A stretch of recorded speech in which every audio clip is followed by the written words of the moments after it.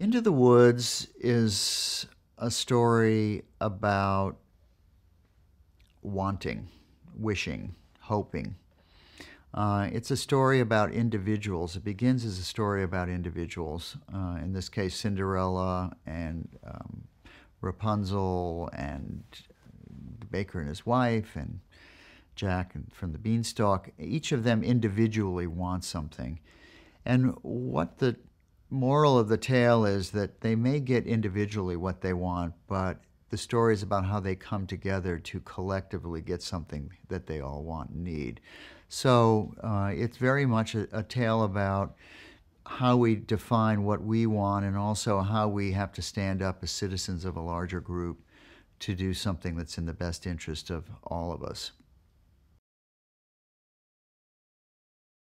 Into the Woods is a story about various characters and what they want in life. And if I may say so, fairy tales have been around for centuries and centuries because they were fireside stories. They were stories that gave people hope.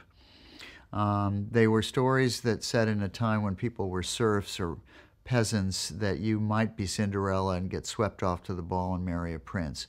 So in fact, they were invented as an opportunity to offer hope to people of a life that's happily ever after. And if you go to any culture on the face of the planet, they have Cinderella stories. They may not be Cinderella, they may not be a shoe, it may be a ring, it may be another object, but there's something very basic about a fairy tale and the way that it holds hope out to people.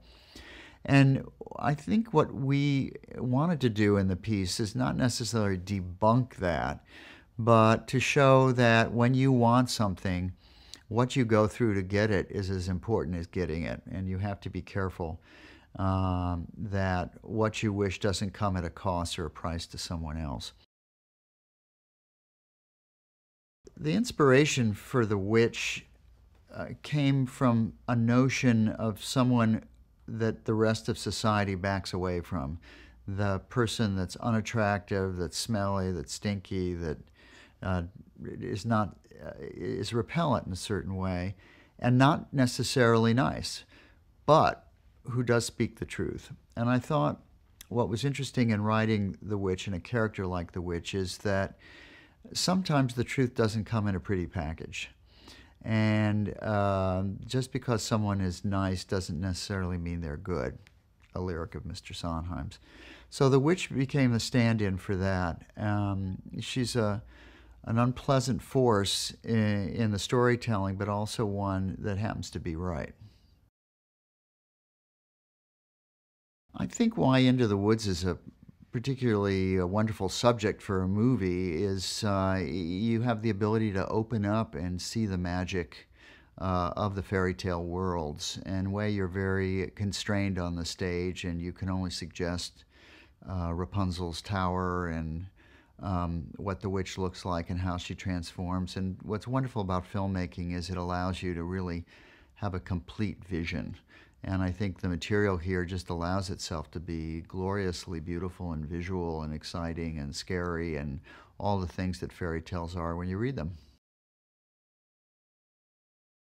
In terms of adapting the stage show for film, there are several challenges. One was it had to be much shorter. You know, stage shows, in this case with an intermission, was about 2 hours and 40 minutes. And what was great about it, we were able to jump the action forward in doing a film, which I think works really, really well. So you go directly from Cinderella's story right into the appearance of the giant.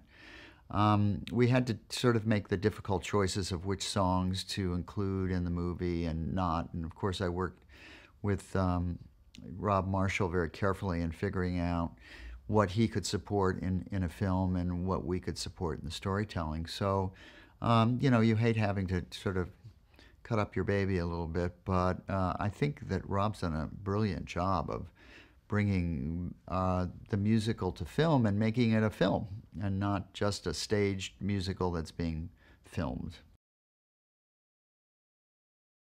Steve Sondheim and I were thrilled when Rob Marshall approached us about doing a film of Into the Woods. I've been a great admirer of Rob's, beginning with obviously his stage work and he's done shows of Steve's. And mostly, I was thrilled. Rob has so many projects to choose from that he chose Into the Woods. He has a unique visual sense. I think his films are all extraordinarily gorgeous and rich and lush, and that's quite right for this project as well. Rob also knew the material inside and out and wanted to respect the material at the same time, making something that was his own vision for it, and I think he did a beautiful job.